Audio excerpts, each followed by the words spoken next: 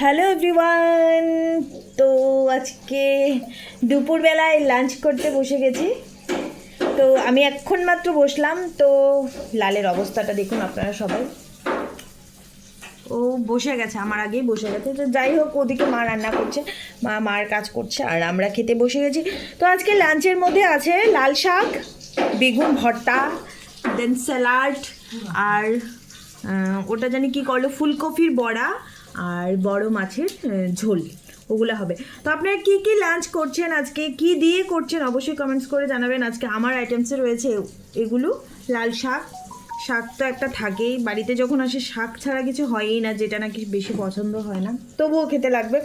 তো যাই হোক, আমার খাওয়া স্টার্ট করে দিচ্ছি। তো আপনারা কি দিয়ে খাচ্ছেন অবশ্যই জানাবেন।